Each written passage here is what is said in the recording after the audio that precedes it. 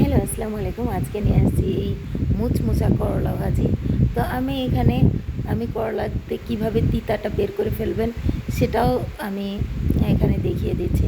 একদম তিতা হবে না, একদম মুচমুচা করলা ভাজিটা হবে। তো আপনি খুব একটা বেশি পেঁয়াজও দেওয়া লাগবে না। তো প্রথমে আমি নিয়েছি করলাকে এইভাবে কেটে নেবেন। কেটে নিয়ে আপনি ভালো করে লবণ এবং হলুদ দিয়ে মেখে রেখে দিবেন। তো করলা কিন্তু আগেই ধুবেন না, ধুলে কিন্তু এর তিতাটা থেকেই যায়।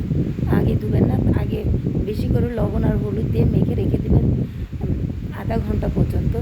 তো এই পদ্ধতিটা ফলো করলে আপনি দেখবেন করলা থেকে যত পানি আছে দেখবেন একদম পানিগুলা শুকায় যাবে। তারপরে নিয়েছি একটা পটল। আপনি এখানে একটা পটল দিলেও পটলটাও আপনার তিতাটা শুষে নেবে। আর দিয়েছি একটা মাঝারি সাইজের আলু।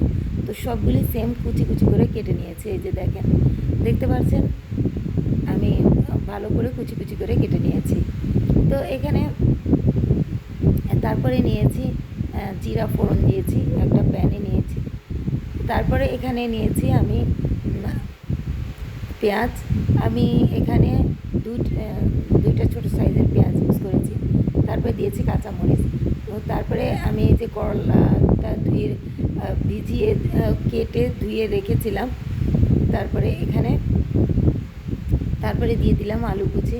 তারপরে দিয়ে দিলাম এই পটলটা কুচি করে নিয়েছি এটা। তারপরে এখানে সবগুলি দিয়ে দিবেন। দিয়ে তারপরে দিবেন হলুদ। তারপরে দিবেন একটু ধনে গুঁড়া। আমি কিন্তু পেঁয়াজের সাথে রসুনও থেতো করে দিয়েছিলাম, আদাও থেতো করে দিয়েছিলাম। এটা বলি নাই, ভুলে গেছি। তারপরে এখানে আমি ভালো করে এগুলোকে সব মশলার সাথে মিক্স করে নেব। আপনি এখানে বাটা ইউজ করতে পারেন, রসুন বাটা, আদা বাটা, যদি আপনার ফ্লেভারটা ভালো লাগে তাহলে ইউজ করতে পারেন। তারপরে এখানে আমি মুচমুচা করবো, এজন্য কোনো বাটা ইউজ করি নাই। তারপরে এখানে আমি দিয়ে দিব লবণ দিয়ে ঢেকে রেখে দিব।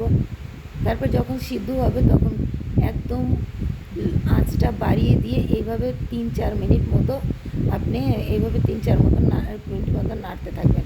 নাড়তে নাড়তে এক সময় দেখবেন আমি এইভাবে 3-4 মিনিট মতো নেড়ে নিয়েছি। তারপরে দেখবেন এই যে এক সময় একটু 2 মিনিট ঢেকে রেখে দেবেন।